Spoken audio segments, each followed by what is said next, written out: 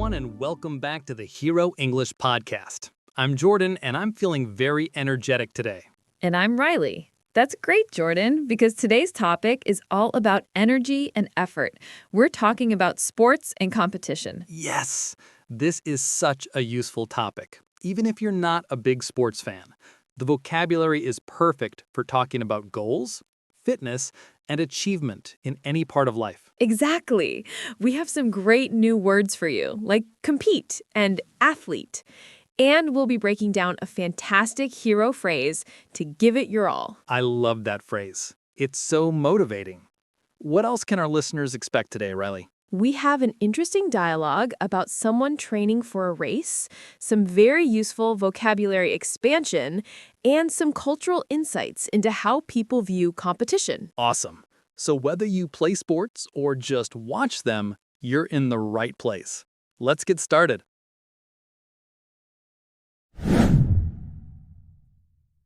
Okay, our first word is a verb, compete.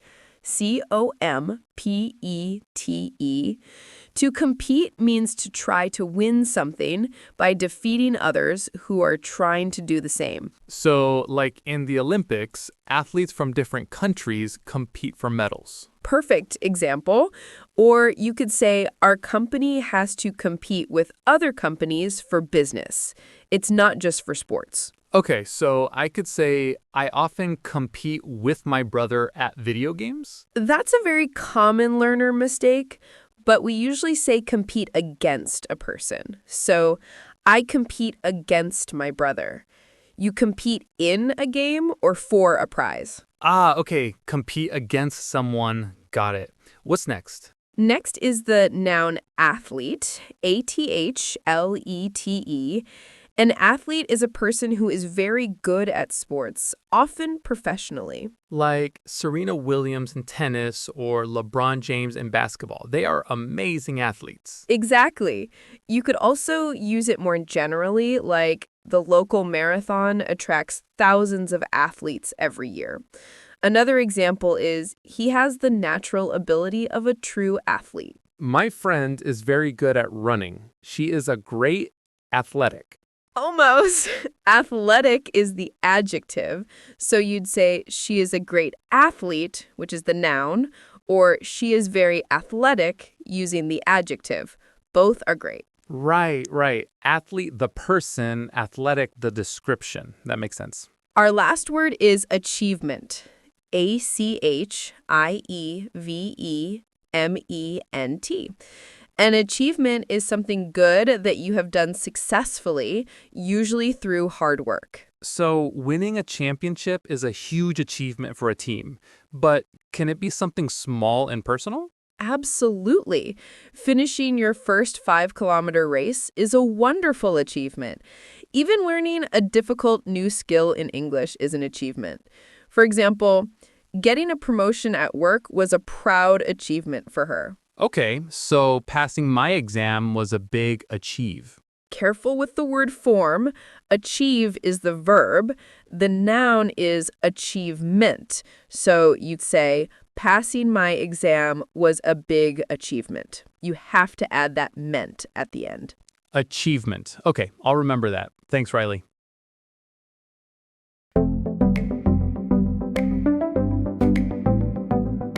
Hey, Tom. Good to see you out here. How's the training going for the City 5K? Oh, hey, Anna. It's going? I'm a little nervous, to be honest. There are so many serious runners who are going to compete. Don't worry about them. You shouldn't think of it as a competition against them. Think of it as a competition against yourself. I guess so. I just see those professional-looking athletes stretching, and I feel like I don't belong here. No way! Everyone belongs here. My first race was so slow, but just finishing it felt like a massive achievement. That's what it's all about. You're right. I need to change my mindset. It's my first race, so just crossing the finish line will be a win for me. Exactly. The goal isn't to be the fastest athlete out there. The goal is to finish and feel proud. Just get out there and give it your all. Give it my all. I like that. Thanks, Anna. I needed to hear that. I'm not trying to win the whole thing, just complete it. That's the spirit. Now, are you ready for a warm-up lap? I'll join you. Yeah, let's do it. Thanks again, Anna. Let's expand on our topic with some common phrases. First up, to be in shape.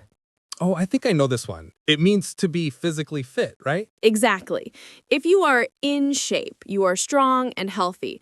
For example, I need to start exercising to get in shape for the summer. The opposite is to be out of shape. Is it different from just saying someone is healthy? Like, can you be healthy but out of shape? That's a great question. You can be generally healthy, like you don't have any illness, but out of shape if you get tired easily from walking upstairs. In shape specifically refers to physical fitness. Got it. That's a useful distinction. Next phrase is to set a personal best. This means to achieve your best ever result in a particular sporting activity. For example, the swimmer set a new personal best in the 100-meter freestyle. I think I used to say make a personal best. Is that wrong? People would understand you, but the most common and natural collocation is set a personal best. You can also say achieve a personal best. Okay, set is the word to remember. I'll try to use that one. Our final phrase is a close game. This describes a game where the two teams or players have scores that are very near to each other. Ah, so the result is very exciting and unpredictable until the very end. Precisely. You could say it was a really close game. Our team only won by 1 point in the last second. It makes for great television. Those are the best kinds of games to watch. Way more interesting than when one team wins easily.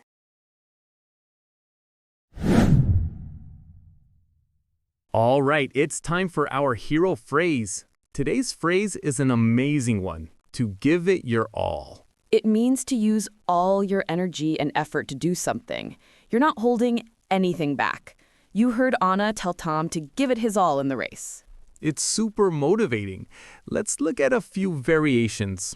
A more intense, informal way to say this is, I'm going all out. Yes, for example, for the final project, we're going all out to impress the client. It implies maximum effort, maybe even spending more money or time than usual. A slightly more modest or formal version is, I'll do my best. Right. If your boss asks if you can finish a report by Friday, you might say, it will be tight, but I'll do my best. It shows you will try hard. Okay, let's practice with some mini dialogues. Imagine a work situation. A manager says, this presentation is very important. An employee could reply, don't worry, I'm giving it my all to make sure it's perfect. Nice. Now, how about a casual situation between friends talking about a soccer game? One friend could ask, did you win your match yesterday? The other might say, no, we lost, but it was a close game and everyone gave it their all. Perfect. It shows that effort is as important as the result. Now, everyone, listen and repeat the hero phrase with me. Ready? To give it your all. To give it your all. To give it your all.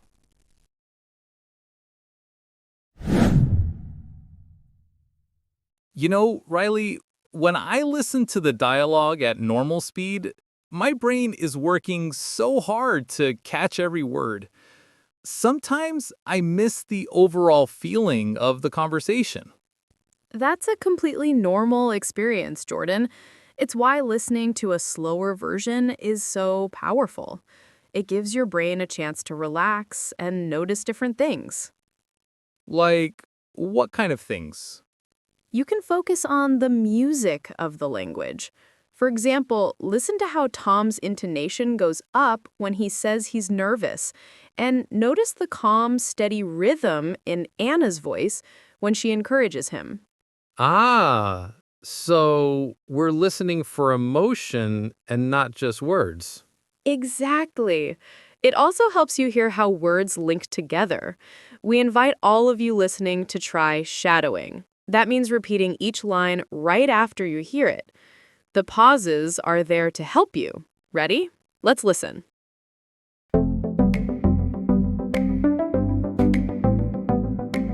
Hey, Tom. Good to see you out here. How's the training going?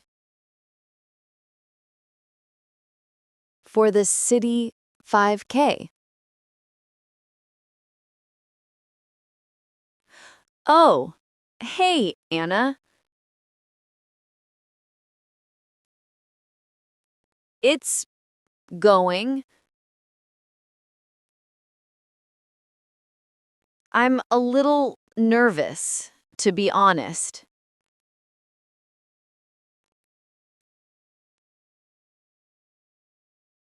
There are so many serious runners who are going to compete.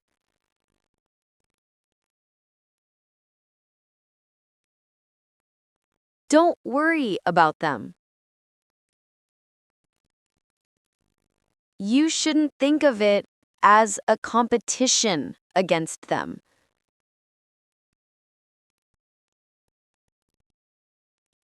Think of it as a competition against yourself.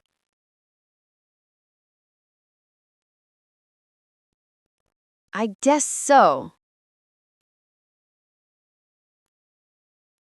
I just see those professional-looking athletes stretching, and I feel like I don't belong here. No way! Everyone belongs here. My first race was so slow, but just finishing it felt like a massive achievement. That's what it's all about.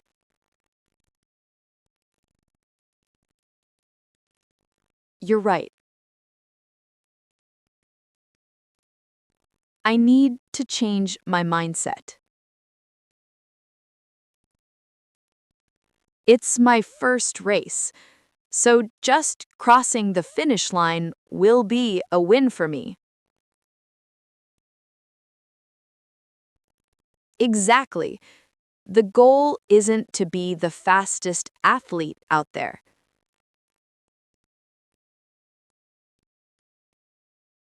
The goal is to finish and feel proud.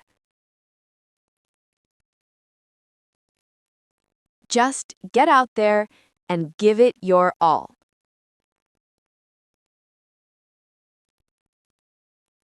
Give it my all. I like that.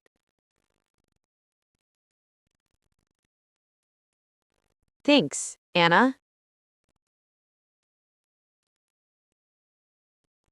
I needed to hear that. I'm not trying to win the whole thing, just complete it. That's the spirit. Now, are you ready for a warm-up lap? I'll join you. Yeah, let's do it. Thanks again, Anna.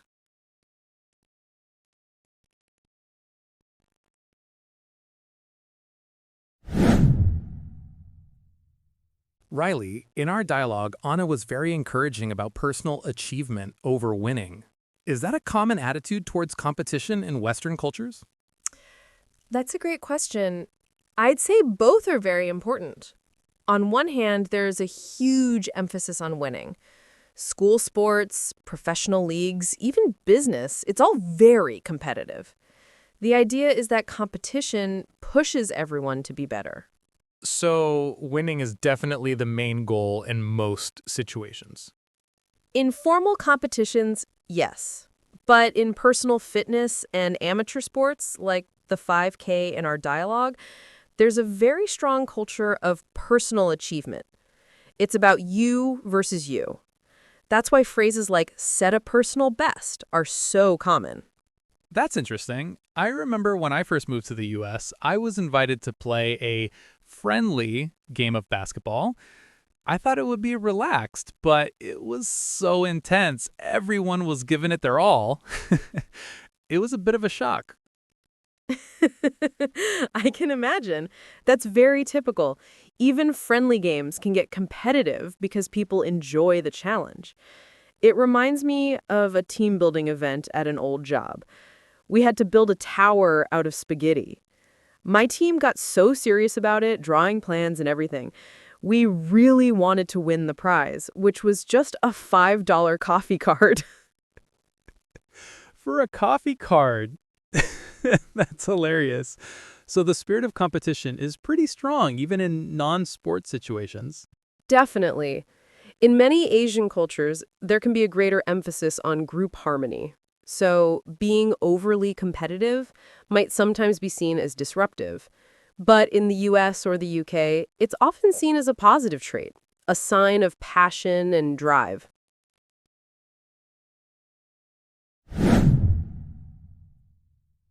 Okay, it's time for our listener question.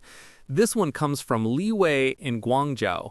Li Wei asks, "My colleagues always talk about soccer, but I don't find it interesting. How can I join the conversation without sounding rude or having to pretend I like it?" That is a fantastic and very common question. It's not about sports, really. It's about connecting with people. My advice is a three-step approach. Ooh, a three-step plan. I'm ready. First, you don't have to like the sport, but you can show interest in their passion. Say something like, "Wow, you guys are really passionate about this team." This validates their interest. Okay, so acknowledge their excitement. Second, ask simple, general questions. You don't need to know the rules. You can ask, "So what makes that player so special?" Or, "Was it a close game?" This keeps you in the conversation without needing any expertise. Simple questions. I can do that. And third, if you want, you can connect it to something you know. For example, the strategy sounds as complex as a game of chess. This allows you to share a little about your own interests, too. That's brilliant, Riley. So, to summarize for Li Wei, the main idea is to focus on your colleague's passion, not the sport itself. Show you're interested in them as people, and you'll be able to connect without ever having to name a single player.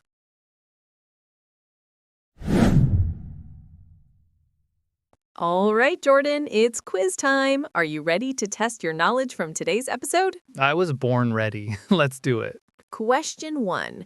If someone is very fit and good at sports, what is the noun we use to describe them?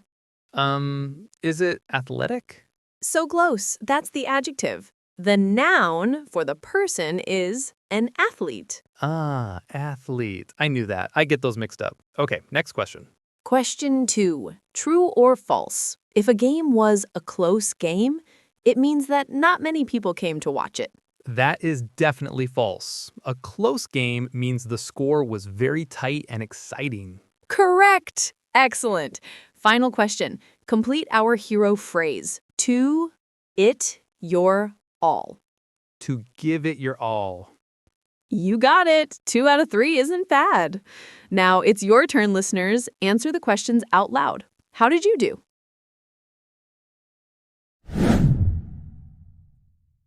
And that's all the time we have for today. Thank you so much for joining us and learning about sports and competition. We hope you enjoyed it. Remember those key vocabulary words: compete, athlete, and achievement. They are useful in so many situations beyond sports. And don't forget our fantastic hero phrase, to give it your all. It's such a powerful and positive phrase to use when you're talking about effort. For your homework this week, we have a small challenge. Find one opportunity to use this phrase. You can tell a friend about a project at work, a hobby, or even your English studies. Yes, tell someone, "I'm really giving it my all." It's great practice, and it feels good to say. We'll be back next week with a brand new topic. My name is Riley, and it's been a pleasure. And I'm Jordan. Until next time, keep learning. You know, all this talk about athletes and fitness reminds me of the first and only time I tried a hot yoga class. Oh, I have a feeling this is going to be a good story. Please continue. I went in thinking it would be relaxing, just some gentle stretching in a warm room. I was wrong. It was so hot, and the poses were so difficult. The instructor said something like Warrior 2, and I felt more like Worried Jordan. Worried Jordan. I like that. Then we had to do this balancing pose on one leg. I started to wobble, and then I wobbled right into the person next to me. We both fell over like dominoes. It was so quiet, and then there was just this thump. Oh, no.